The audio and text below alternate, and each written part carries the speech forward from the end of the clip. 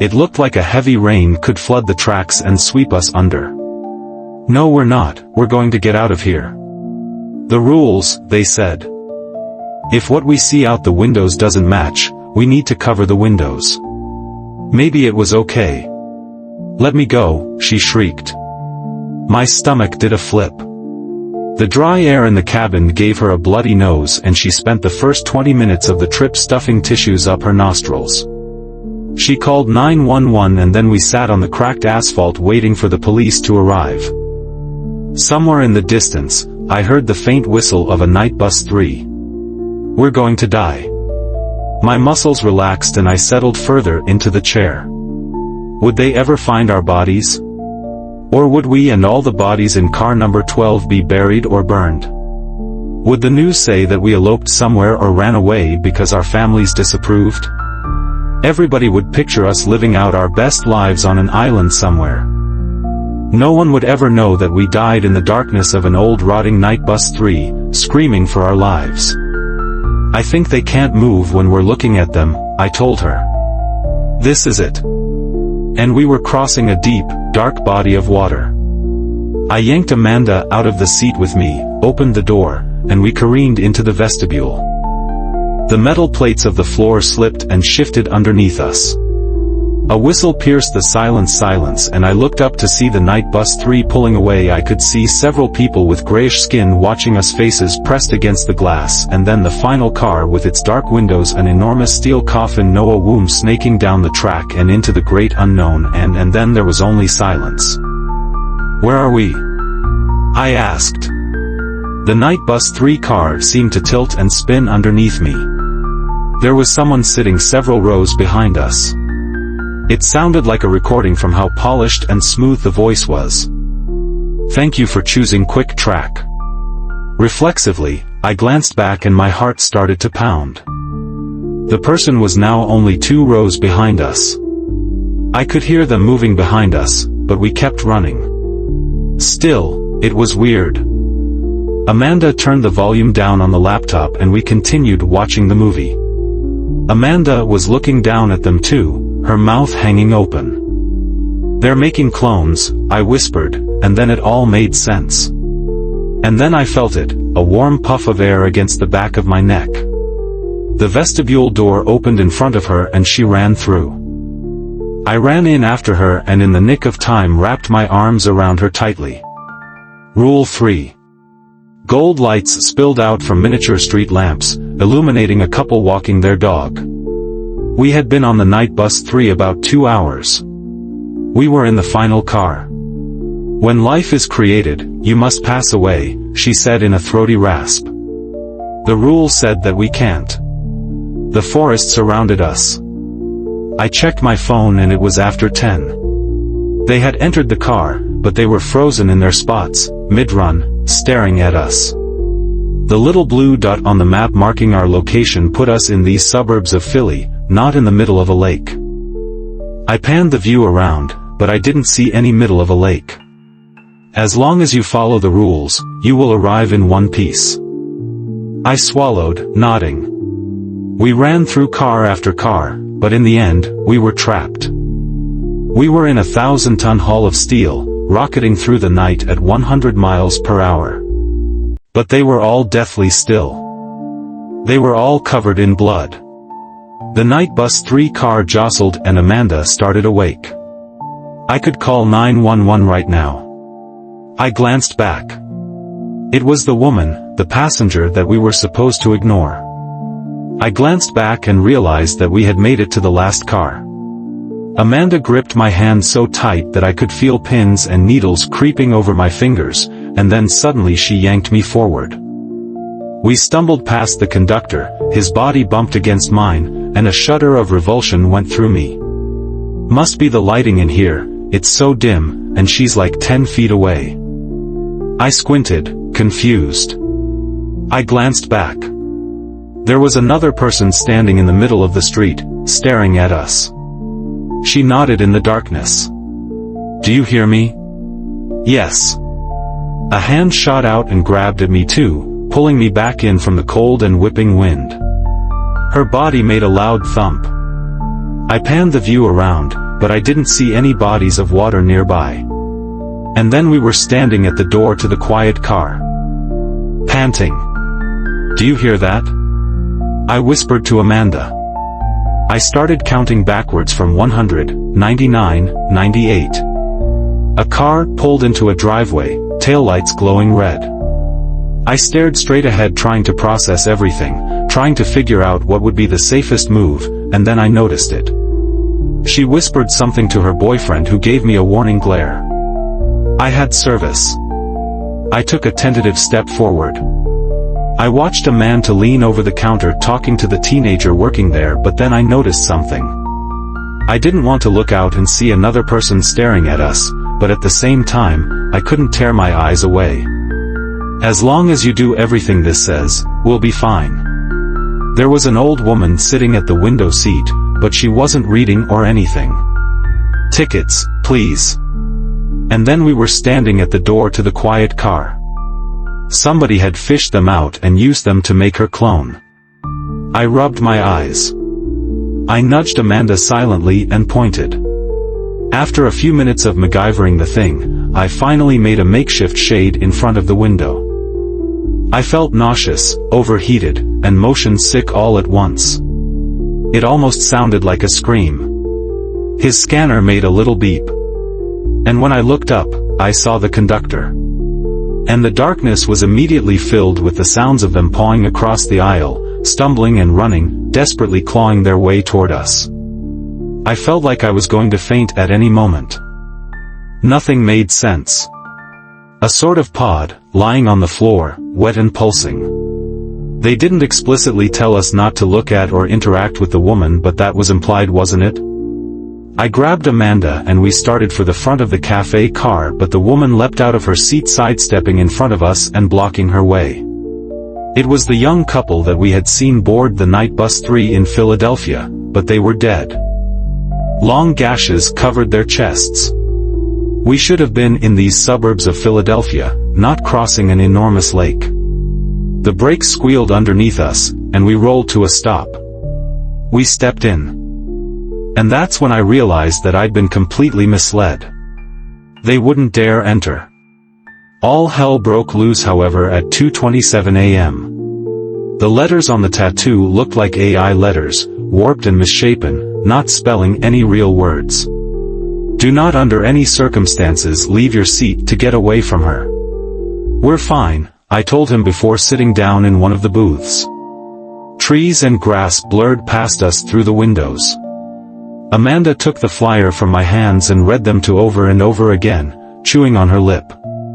In the darkness, I could make out the vague contours of chairs, windows, and aisle threading down the middle, but it was incredibly dark inside. I couldn't tell whether anybody was in the car or if it was empty. It turned out to be the worst decision of our lives. Our options narrowed to one. No, the rules said not to do that. Drip. "Oh, forget the rules," Amanda shouted back. I screamed, but then I realized he was pulling her back inside. Quiet car. The rules said absolute silence was required in the quiet car.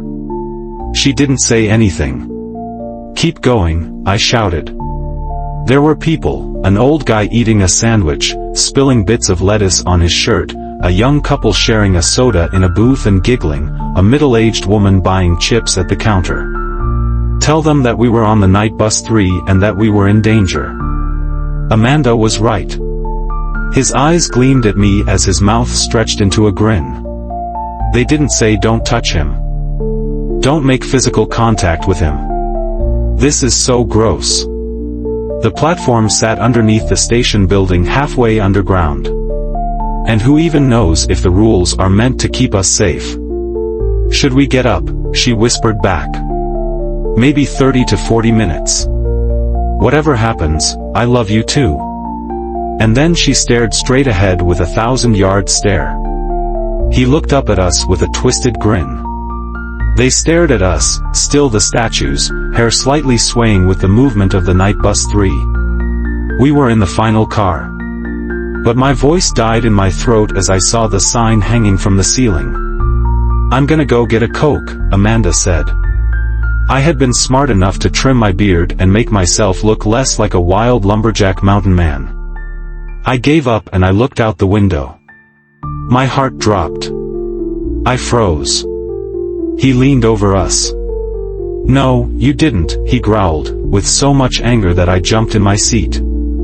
I pried my fingers into the gap and pulled with all my strength. Slowly, inch by inch, it began to budge. This would probably be the last time that I breathed any fresh air, the last time I felt the moonlight on my face. We would die in this steel prison sometime before 5:17 a.m., before we made it to Boston. Even they feared the final car apparently. There was a night bus 3 that left Philadelphia 3 at 8:32 p.m. But then it happened. "We have to," I whispered to Amanda. The air also felt heavy and damp, like after a heavy rainstorm or within a basement or a cave. It made my stomach turn, but I forced myself to concentrate on keeping my eyes shut. We closed our eyes tight. When the conductor comes by to scan your ticket, make sure that he's wearing a red and purple badge with our logo. If he isn't, do not show him your ticket. I glanced back again, this time standing up slightly to get a better look. Quick Track is not liable for any injuries you sustain while riding. I yanked the sweatshirt down and pulled my phone out to double-check our location matched. Sure enough, it showed us at the 30th Street station. What's the next stop at Trenton? I tried doing some math in my head, figuring out how long we would have to stay on before the next stop. Less than an hour, I was sure of that. As soon as it was open wide enough, I wedged myself through, and as soon as I was in the vestibule, I realized what was wrong. I turned back around and my heart fell through the floor. But I knew that was a lie. It was a forehead and then two dark eyes staring at us. She was staring at the seat in front of her.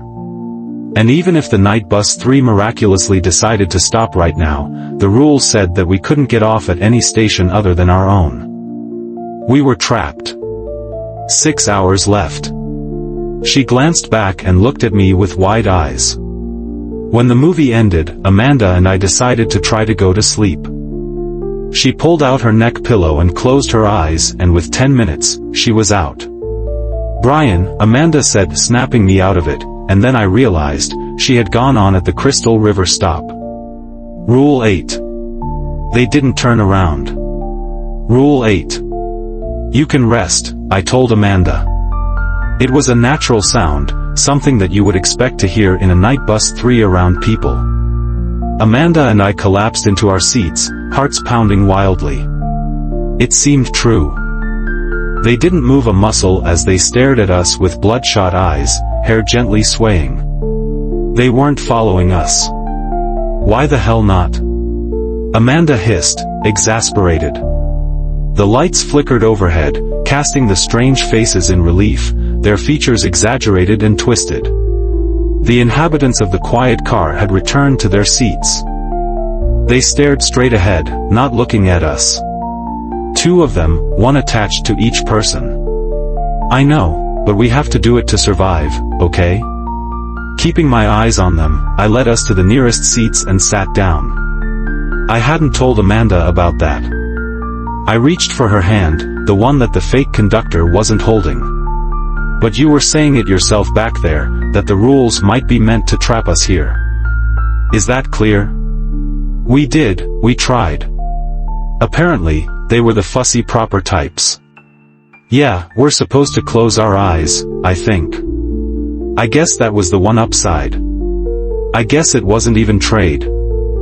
My parents didn't like Amanda either for ridiculous reasons like the tattoo on her arm. I squeezed Amanda's hand. About 20 minutes later, I heard something else. Still, I was hoping for someone to approve of us, and maybe if I knocked it out of the park this week, her parents would like me. They have engineers and stuff who test for those things. Pay close attention to the scenery outside your window. I kept falling down, but then I realized that I could tie it to the luggage rack above us. I stared straight ahead. The night bus 3 veered right again and I jostled in my seat, and then the moon peeked out from behind the trees. And then he asked to see our tickets. Her shoulder was clad in a light blue sleeve and there were several bangle-style bracelets around her wrist, including one that was designed to look like a thin and gold snake. There was something off. Just as I got to the door, her body was yanked backwards. Somebody probably sprayed it everywhere to cover up how much the night bus 3 stank from years of not being cleaned properly. "I want to go home," Amanda whispered, holding onto my arm tight. The two of us leapt off the night bus 3 car and onto the dilapidated platform. "Don't look at him," I whispered to Amanda. "I don't think that's the real conductor. We could get a room and another night bus 3 ticket tomorrow. This is a service stop and there's no way to safely off-board." An arm, a shoulder, and a long lock of dark hair. I couldn't see her face. Maybe we should get off at the next stop," she said. "I guess," she said doubtfully. The lights began to flicker overhead and in the moments of darkness her face looked more like a skull. The soft sound of a zipper being pulled. "Do not answer his questions, do not look at him, and do not let him know your final destination for any reason. There's somebody back there," I told Amanda, squeezing her arm. She leaned over me and glanced back. I scrambled towards the door. We stood at the same time staring at the floor, careful to not even glance at the man. I stopped dead. Suddenly, Crystal River, River Styx, the underworld, the old woman who resembled death. The doors opened, and then we were in the near darkness of the vestibule, the metal floor jostling underneath us. I wanted to look back to see if he had followed us, but I didn't dare. We got up and leapt into the aisle, turning towards the car that we came from. But no, the fake conductor, he was right there, curled up on the seats right beside us, waiting for us, hiding from us. Her lips quirked into a smile and she reached into the folds of her dress and pulled out a curved dagger.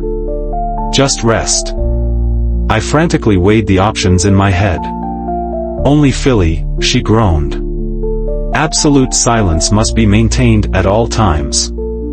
The one that we weren't supposed to enter. Yellow tape crisscrossed the door reading "Caution," a sign right under the window read "Keep out" in bold red letters, cracks spiderwebbed across the surface of the window. The night bus 3 car beyond was totally dark. "What now?" Amanda whispered, squeezing my hand. Artificial lighting shone down, illuminating the few people waiting to board. I could no longer see the full moon. Were we in a tunnel? I didn't think so, but it was so impenetrably dark. "Get off," he said. "What?" He gestured to the open door. Nausea rolled over me. "Do not get off the night bus 3 at any station other than the one printed on your ticket." How did the fake conductor even get in the car behind us? I didn't hear him. Gross.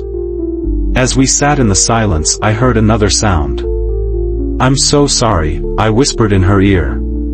Every muscle in my body froze. I grabbed Amanda's arm and pointed. Like a ticking clock inside my skull. The intercom rumbled to life above our heads. I jumped out of the booth as the other Amanda started towards me. There was someone standing in the cul-de-sac, illuminated by the red glow of the taillights, watching us go by. Before I could get a closer look, the entire scene was gone, a dark strip of forest in its place. I saw it in slow motion. And then the line went dead. The doors rattled open. Yes. Relief flooded me. Service stop and there's no way to safely off-board. There was somebody sitting up by the front. There was less than an inch of glass between us and this stained, creepy car in the normal world. "Run," I whispered. Soon, however, we forgot all about the weirdness of the rules. Last month, my partner 3 and I decided to take a trip to visit her family. But the rules. Seconds later, the doors closed behind us. Some were on the floor, crawling on all fours, pale fingers splayed out across the linoleum, heads tilted upwards to look at us with bloodshot eyes. Others were crouched in the surrounding seats, peering up at us from over the seatbacks. But of course, it wasn't natural, because the night bus 3 car was empty. This felt wrong. The police could meet us at Trenton. "You want anything?" I shook my head, still reeling. Despite her age, she was 6 feet tall and incredibly thin. It was staticky and garbled, unlike the other announcements. I hugged her close. I lunged for her, but the fake conductor slammed me back. Stained buildings, bright lights, and several night bus 3 tracks all converging ahead into the station. I tried to swallow those thoughts as best as I could. One of the people who boarded is coming into our car. The person several rows in front of us. I could see the top of their head, but right above the seat back, there was a strip of something pale. But hopefully it wouldn't be as painful as being clawed apart by whatever they were. The station looked like it had been abandoned for years. No grayish people with bloodshot eyes shushing us, no woman in a blue dress, no fake conductor. From what little I could see through the window, the vestibule was empty. No one had followed us. What the hell? "Can I help you, sir?" I looked up to see a skinny teenager behind the counter looking up at us. And then a smile faded. He paced closer, each footstep lightly thumping on the tile. "They said that we can't get off here." I felt bad for Amanda. She had clearly grown up in a culture where normal bodily functions of women were frowned upon. At first, I felt relief. The real conductor burst in, coat flapping behind him, his face grim. All of these things flew through my mind as we scrambled into the vestibule, panting. Relief flooded me as I saw it wasn't empty. The door to the next car. They were following us. As we got settled, the elevator music quieted and a man's voice came over the speakers. A scuffing sound came from behind us. I whipped around to see movement in the vestibule window. I glanced over to the rules again, just to be sure. The tattoo on her arm. "Do not get off the night bus 3 at this station for any reason." We were getting strange looks now. "Now. We just have to make sure to stay absolutely silent." I squinted, trying to figure out why I was suddenly so unsettled. Why the gears in my head were screeching to a grinding halt. And then I heard it. "I'm so tired. It says that we should just ignore her." They were severely bloodshot, bright red veins popping through the white. The old woman behind us was now leaning into the aisle too. But then my back hit something. I held my breath as the night bus 3 rumbled back into motion. I didn't realize how much tension I had been holding until that moment. She will eventually leave. Maybe the police didn't help them. "Do you think we're safe?" "There are lots of other people on this night bus 3. I sat there in a horrible silence for a few minutes, staring at the sweatshirt swaying with the motion of the night bus 3. Besides, the night bus 3 hadn't stopped anywhere since we had gotten on. You may see a woman wearing a long blue dress in your car with dark hair and a lot of jewelry. Do not approach this passenger in any way. Her head was only about a foot from my body and her face tilted up to look at me. Her skin was grayish and pale and thick red veins branched through her eyes. Maybe Amanda was right. And then we ran. I felt hands clawing at us trying to drag us back, but I didn't dare look down. Other people occupied the rows behind us. The conductor. The two of us walked backwards, slowly, carefully, keeping our eyes on the horde. The blue cloth seats were faded and dusty. We rolled into the station. It felt like some sort of weird dream. The weird passenger woman and the fake conductor could be explained, but the lake that we had passed over when we were supposed to be in the suburbs, I couldn't. Look, how many people there are in here. None of them are dead, and how are they? We wouldn't know if any of them were dead. The windows shuttered, the roof collapsing in on itself. Beyond it, a forest stretched in every direction, pitch black. The door was open. Their eyes were the only thing brightly colored. The window in the vestibule door. Philadelphia. "I don't know, maybe that'll antagonize her," I replied. It made sense. There was an old woman sitting right behind me, right there. My shoes made the softest, tiniest thumps on the linoleum, but it didn't seem to draw attention. I glanced back to see the others looking straight ahead, paying no attention. She tore away from me, running for the door. I looked up to see the conductor, the real one, looking down at us. "Go back in," he shouted, shoving us back towards the cafe car. "Help," I shouted. Amanda began to sob in my arms. The station was desolate as we waited for the night bus 3. But when I looked up, I saw that it was the conductor making his way down the aisle. My stomach flipped. They were in the rules, yet they still chose to let us on board. Maybe Amanda was right, maybe the rules weren't, yet they still chose to let us on board. To my relief, I saw the sprawling urban decay of Philadelphia. I reached for her, but she slipped out of my grasp. The letters were faded and the entire metal sign was rusted, looking almost blood-stained. For a moment she let go and I thought that I had lost her, but then I felt her hand in mine again, and that was the motivation that I needed to push myself faster and harder. My legs were burning, my heart was beating painfully in my chest, but my eyes had never left the door in front of us. A small building with a gabled roof sat across the platform. And arrived in Boston at 5:17 a.m. If the intercom announces a stop there, close your eyes until the night bus 3 has passed it.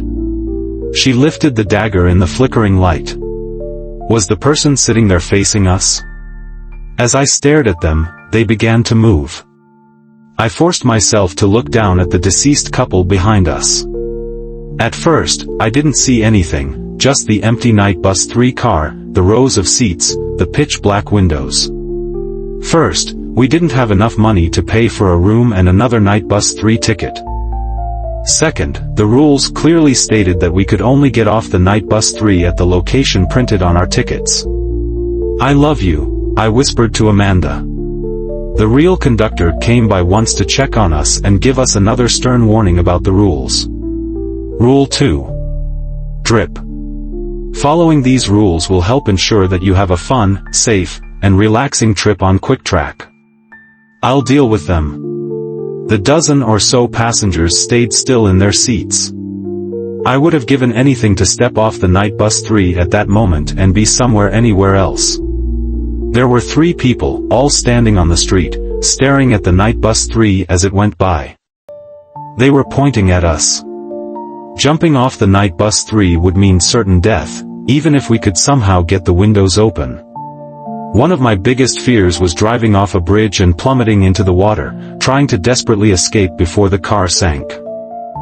I suddenly imagined the night bus 3 derailing, our car filling up with water, Amanda and me pounding on the windows. The yellowish lights were flickering in a maddening, syncopated rhythm that made my eyes twitch. The man eating the sandwich seemed to chew it in strange movements, like he didn't actually know how to properly eat. The young couple that was looking at us earlier were talking to each other in strange hissing whispers. I thought maybe that we were stranded in a place disconnected from reality, like the enormous lake that we had crossed. Should we push past him? The rule said don't look at him. When I had finished, the woman on the other end of the line asked me a single question. The longer that we sat there, however, the more I became aware of the fact that there was something wrong with the passengers around us. It was so soft that I didn't hear it at first, but now as my mind got used to the dripping I could pick it out. It was a soft pulsing sound. Maybe the rules weren't designed to protect us. The windows were dirty, covered in fingerprint smudges, and off-key elevator music piped through the speakers. The door to the outside slid open with a horrible screech. I glanced back. Smithson Junction, service stop only. 6 hours, 13 minutes left. For 3 hours, we sat still in the cafe car, afraid to even move. Still, the doors that led between the night bus 3 car and the vestibule were loud. They made a very recognizable rattling sound, and I think that I would have heard it over the movie. We fell into a tense silence, filled with the mechanical hum of the wheels underneath us. This entire trip was probably the weirdest thing that had ever happened to me. And then the fake conductor, the old woman. They were all trying to kill her to make way for this new life. If it does not physically match up with the terrain that you should be seeing according to the map, cover up your window. Rule 7. The sound of liquid hitting the linoleum floor, coming from somewhere behind us. We only had one option. I pulled out my phone. I couldn't see them fully, just bits of arms and shoulders and heads poking out. Seconds ticked by, and then minutes. To ensure a safe, relaxing trip, please make sure to follow our rules. Oh, forget the rules, this is seriously messed up. We ran for our lives. Across the platform, down into the empty parking lot, a single street lamp flickered above us. I hadn't heard her move closer to us. I guess she just decided to move seats for some reason, I told Amanda. We have to get off, Amanda said, her voice frantic. We were breaking the rules. I heard the thwack of the horde's bodies hitting the door behind us. I said in a squeaky voice, still staring in disbelief. Weird, she said. I hadn't considered that. Okay, maybe, I said finally. I need something. I leaned into the aisle, staring at them, statue still. The wind rushed in our ears. Amanda's face was pressed against it. They don't want to get sued. Why were these people staring at the night bus 3 as it went by? If they live next to a railroad, they must be used to night bus 3s passing at the time then, right? And it was so laid out. Maybe this was all one big game. The head slowly inched up. The people sitting at the booths looked totally unperturbed, like they hadn't just heard Amanda and I screaming. I ushered her into a booth, shuffling in behind her and wrapped my arms around her. I turned around and slowly stood up. There's someone behind us, I whispered. The fake conductor was holding onto Amanda's arm, and she was hanging halfway out of the night bus 3. Her other arm pinwheeled in the wind, desperately trying to claw for purchase. Approaching Crystal River Station, a man's voice said. Amanda's left foot smacked against one of the seats, and then her body twisted forward, arms flailing in front of her, scrambling for purchase. We can't, the rules said not to, she replied. When I looked up, every eye was on us. Did you hear them come in? I asked. As soon as she saw it, she froze. Were they even afraid of these things? When I finally wrenched my eyes from the woman behind me, all the people in the quiet car had moved again. It was too fast for me to catch whether it was the woman or the conductor, but either way, the door didn't open. Well, that certainly didn't boost my confidence. About a half hour later, the ambient sounds had stopped. I don't think he followed us, I said. How could Amanda be so normal about this? She seemed a little nervous but not totally freaking out inside like I was. The woman, the fake conductor, all those people in the quiet car that looked like there was something wrong with them. Do you want to watch something? Amanda asked, once her nose had stopped bleeding. At least I hoped that was the case. I averted my eyes and continued forcing myself down the aisle. 2 hands, a shout out of the darkness behind me and to grab her roughly by the shoulders. Arms clad in light blue sleeves. I checked the time, 11:04 p.m. The two of us sat there panting, trying to calm down. I held her, rocking her gently as we stared out at the dilapidated station. A hand shot out and grabbed at me too, pulling me back in from the cold and whipping wind. It will be fine until the morning. I don't know. If it wasn't safe, they wouldn't let us ride it. In the woman's, I could see the contours of a face pressed against the membrane skin of the pod. Something clicked in my mind. Her eyes sunk back in their sockets, her skin clung loosely to her bones and she was smiling. Rows of yellowish rotted teeth glinted back at me. I swallowed. Amanda, no. I tiptoed down the aisle following Amanda. As long as we were perfectly silent, they would probably stay that way.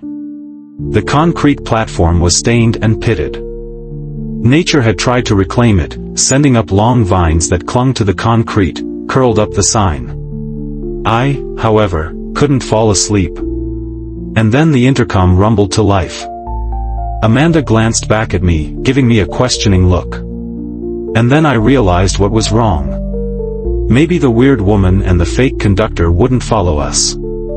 I won't take my eyes off them. You can't, she whispered. Look, let's just call the police. I pulled out my phone. As we passed, my heart fell to the floor.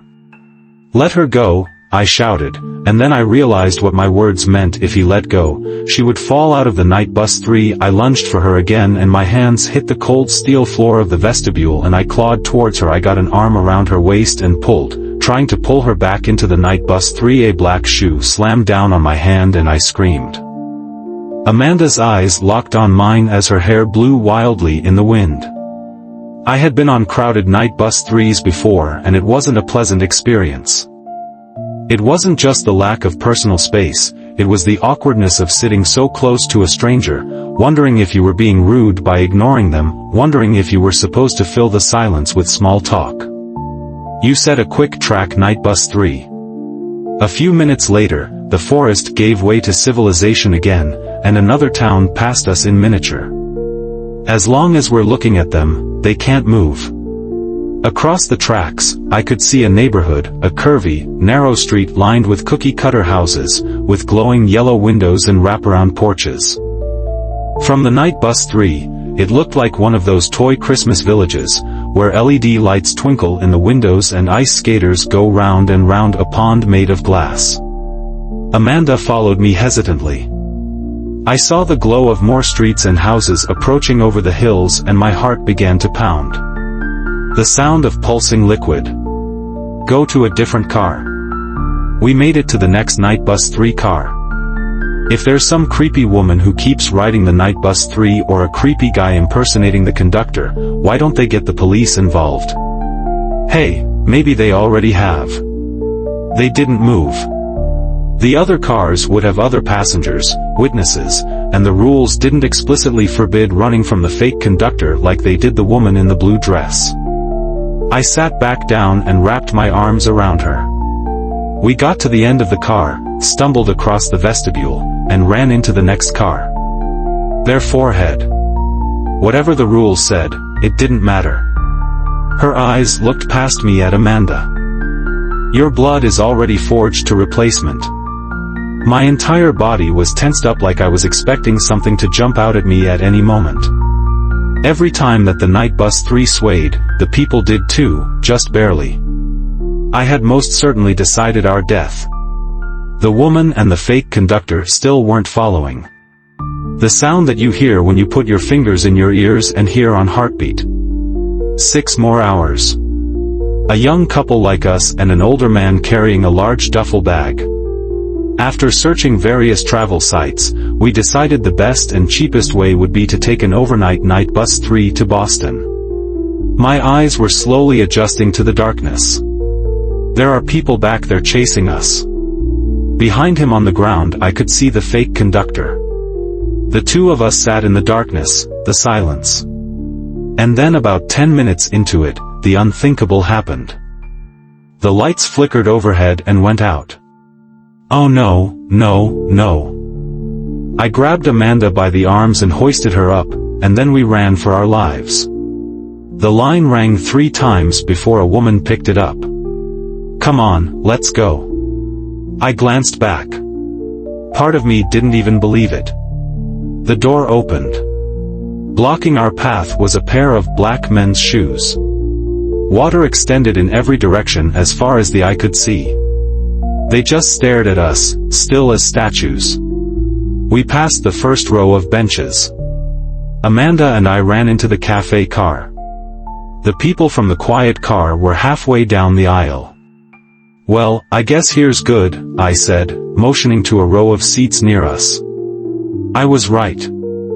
I ran to the door and pried it open, and then we slipped through. Maybe whoever wrote them wants to trap us here. There is no station called Crystal River Station. The old woman followed us in slow, deliberate steps, a dagger raised.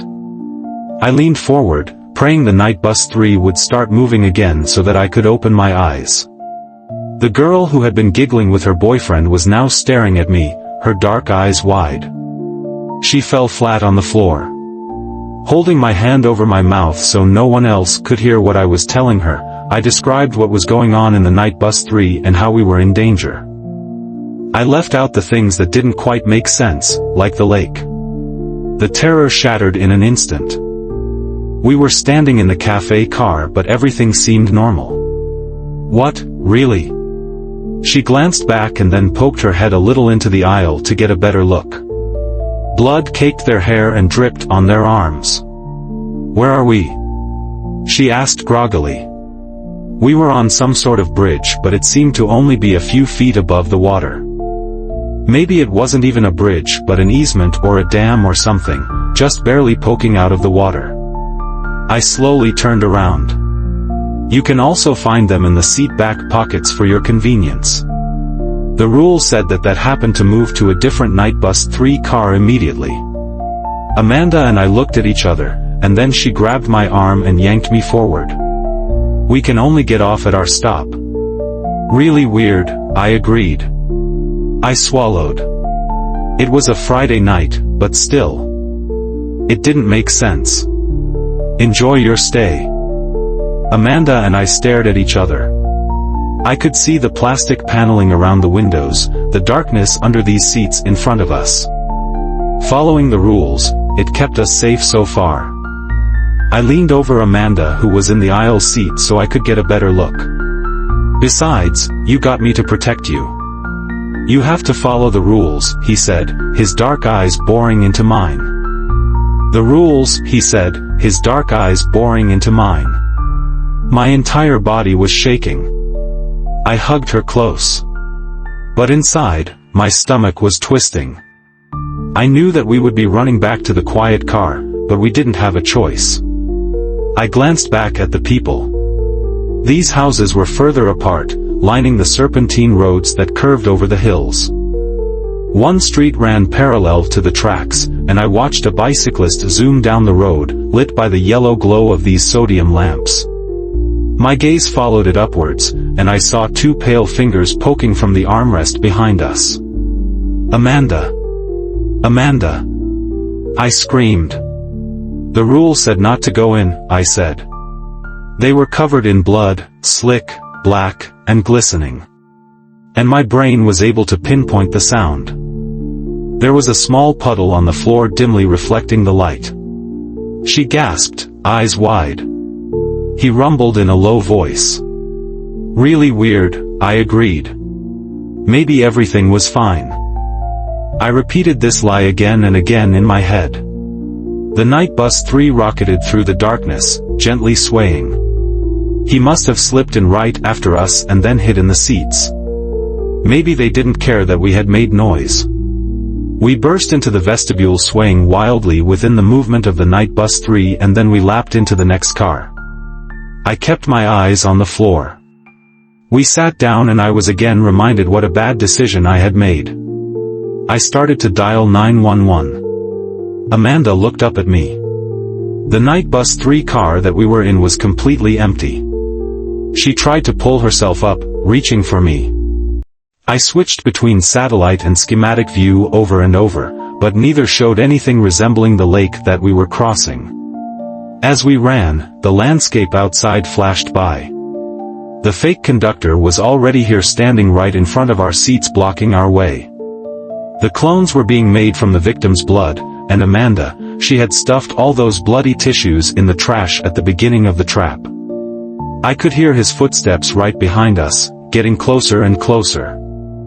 I could see the woman in the blue dress, sidestepping to intercept us, a smile on her face. I couldn't see much. I nodded. I'm so sorry, she kept saying as she walked bloody tissues over to the trash can at the back of the car.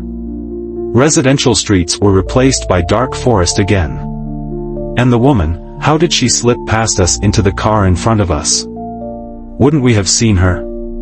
Unless they aren't people. A little voice in the back of my mind said, we have to get out of here, I whispered to Amanda. I opened my eyes, glanced back, and I froze. Maybe this person was just switching seats or coming back from the cafe car. Rule 6. We're thrilled to have you on board. He was walking so slowly and I could barely see his eyes under the shadow of his hat. The dripping continued, pounding into my brain. Cart number 8 is the designated quiet cart. I quickly glanced at his chest but didn't see the red and purple quick track pin. Survivorship bias. I jumped out of my seat. Wait a second. I turned to see that the old woman was almost at the door, her dagger raised above her head. But I was definitely not the type of guy that they had been envisioning for their daughter. Tickets, please. This was going to be the trip from hell. Where do you want to sit? Amanda asked, looking around the empty night bus 3 car. So we have to stand here for the next 3 hours and stare at them. I don't know if I can, she replied, her voice wavering. Amanda was only a few steps behind me. Holding my breath, I glanced back. You. Thank you for your attention. Rule 1. Passengers are expected to stay seated for the trip unless they're using the bathroom or buying a snack in the cafe cart. We should be fine. Shaking his head, he walked away from us, his footsteps receding through the cafe car. The fake Amanda was now gone. We were breaking the rules. Do not enter cart number 12 or the last car for any reason. Rule 4. I glanced back and froze. It's like we were traveling through a pitch-black expanse of space, disconnected from the rest of the world. And strangest of all, the reflections of the other patrons seemed slightly warped.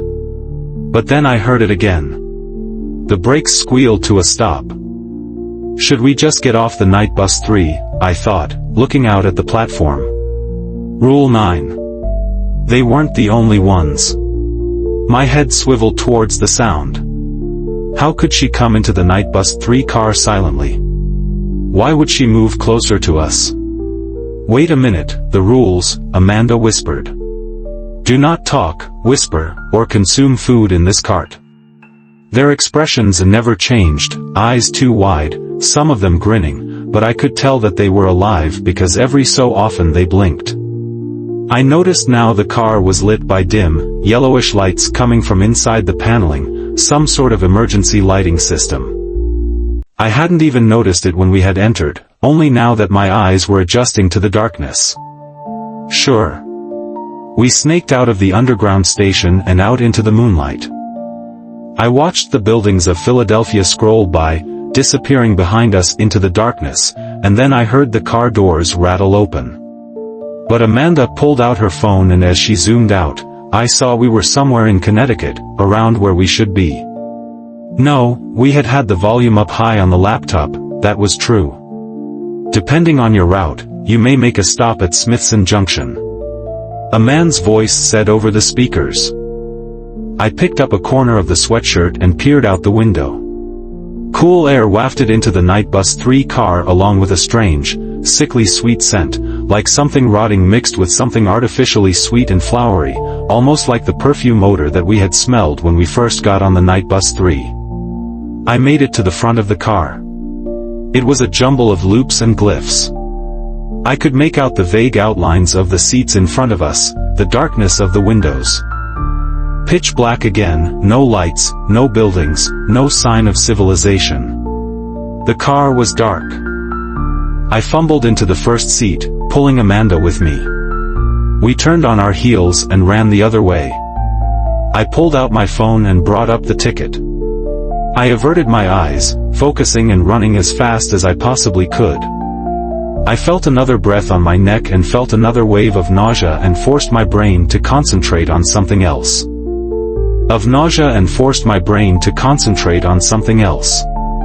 From an off-brand railway called Quick Track. The entire trip would cost us $120, which was dirt cheap. Chills ran down my spine. They continued to stay frozen. I didn't really want to. This car, it's where they keep the bodies, I joked. If anyone on boards at this station, immediately move to a different night bus 3 car. When I reached 73, the night bus 3 lurched into motion. The seats across the aisle from us looked like they were stained with coffee or some other dark liquid. The entire night bus 3 car had that fake, perfumey odor of cheap air fresheners. A river cutting through the rock, crystal clear, glistening in the moonlight. That was the icky and garbled, unlike the other announcements. That was the station and the rules, wasn't it? Amanda asked. No, no, no. We turned around and ran. I reached for my phone to show him our ticket and then stopped. There was something off about him. I stared at my phone, the blood draining out of my face. They said that they couldn't help us. It almost looked like a filter or an illusion had been applied to their faces, but it wasn't sinking quite right in the reflections. But the rules didn't say anything about them and they didn't seem to be bothering us. There was a thin robe of something wet and shiny that attached to each of their wrists. I peered over our seat backs, looking for what it attached to, and then I saw it. I could only see their silhouettes and then the night bus 3 took a hard right turn. This wasn't our own private movie theater anymore. I don't hear anything. Yeah, me neither. Please help me. She nodded. She ran in just a moment before the door rattled shut behind us. Without a word, we stumbled through the tilting, jostling vestibule and made our way to the next night bus 3 car. I follow the rules perfectly until you get off. I could only see the reflection of my face, sallow under the yellow lights of the night bus 3, eyes wide and mouth hanging open. The door didn't open. We can't get off the night bus 3 until Boston, you know that, she said more firmly this time. All that was left on the window was a smear of blood. All of the lights were out. The dripping sound continued. Now is your time. And then I heard someone cough behind us. My brain barely even registered it at first. For some reason, they weren't following us. She snuggled her head against my shoulder. There, Rule 5, I said pointing. Smack. We won't be alone anymore. They would probably throw the body overboard. The man said again, his voice impatient. But as I sat there staring at the water extending out in every direction, the silver moon reflected in the waves, I realized something. There isn't some huge lake here. I heard a door open somewhere and then movement, fluttering footsteps, creaking. Instinctively, I was dying to open my eyes, but I didn't. Do not talk to her, and if she talks to you, ignore her. Sorry, we can't help you. It was small text that read, "What doesn't kill me makes me stronger. Get off the car, now." I jumped about a foot in the air. All the passengers in front of us were now leaned into the aisle staring at us, but there was something horribly wrong with them. Their skin and hair had a grayish tint to it, like all their color had been desaturated. Besides, you got me to protect you. I don't know, keep your eyes on them for a second, okay? I cut my hands over the window and peered into the car. I said get off. Rule 5. When we both came down with a cold a few weeks ago, every nose blow was followed by an apology. I threaded my arm out from around her shoulders. He had a horrible grin on his face. Well, that was weird, she said. And then things suddenly got better. Since we were the only ones in the car, I wrapped my arms around her and I gave her a kiss. She just stared out into space, her bottom lip trembling. You could have died because of your stupidity. It's either go in there or die. I saw strange things. Cavern walls stretching up towards the sky. A lot of pressure there. Amanda didn't seem to be having the best time either. Philadelphia, 30th Street Station. There were just 3 other people on the platform, a middle-aged couple and an old guy reading a book, and then a whistle pierced the silence. Low and smooth bright headlights rounded the corner, twinkling in the darkness, and then the night bus 3 was rolling up to the platform. "Good evening," a man in a conductor's uniform said as we hobbled up to the night bus 3 dragging our suitcases. The old man and middle-aged couple boarded as well, a few cars down. To my enormous relief, there were several people in this car. For a while, it was like our own private movie theater, rocketing through the darkness at 100 miles per hour. Didn't they say that a creepy woman would be wearing a blue dress and a lot of jewelry? Oh yeah. I reached into the seat back pocket and pulled out the flyer that read "Quick Track Safety Rules" on it. A few stood in the vestibule, peering hungrily at us through the window. I focused all my energy on running and keeping Amanda's hand locked tightly in mine. Two things kept me seated. We're going to die here. Maybe we should move to a different car where there are other people. If she were some weirdo, she might like scaring us. Running away from her might like be running away from a bear, alerting her senses to the thrill of the chase. The rule said to ignore her, and so that's what we did. Amanda and I continued to watch the movie. I ignored the faint sounds that I heard behind us, a cough, a zipper pull, a soft click. I ignored everything. At one point I thought that I felt a puff of warm air in my arm through the gap between the seats, but I shut my eyes tight and I told myself to ignore it. Are you okay? I thought about telling him everything that happened, but what if he was in on it? Clearly the people running the night bus 3 knew about the fake conductor and the woman in the blue dress and the people in the quiet car. And then my heart plummeted. Yeah, me too. I pulled out the flyer from my pocket and I reread the rules, and then I read them a third time into fourth. I couldn't see much of them, just the top of a head with dark hair poking out above the rows of seats. I nudged Amanda. I hadn't heard any footsteps either, or the rolling of a suitcase. "I'm trying to save your lives, okay?" he shouted. The night bus 3 looked nothing like the photos online. Although it almost looked too dark out, I could barely make out the shapes of the trees. Oh no, had I already broken the rules by staring out at the water so long? I grabbed my sweatshirt and stretched it over the window. Drip. We picked a movie and turned the volume all the way up on our laptop. "What are they doing?" she whispered. "Is that blood?" I nodded. Drip, drip, drip. Well, that was weird. And then we were out in the aisle, and we both broke into a run towards the front of the car. And wait. But before I could tell Amanda this, the intercom rumbled to life. The rule said not to look at him, and I wouldn't look. The door to the night bus 3 car rattled open and my entire body froze. Blood was smeared across her cheeks and her mouth was open in a silent scream. I looked back at the Amanda at the counter with the warp tattoo. She was staring at me, smiling. As the person stared at us, their hands reached up to grip the seat back, and I noticed several gold bangles on their wrist. Each one had a finger pressed against their lips, as if shushing us. For a moment, time seemed to stand still. We had an 8-hour night bus 3 ride ahead of us, and there were a million things on my mind. I was worried that Amanda's parents wouldn't like me.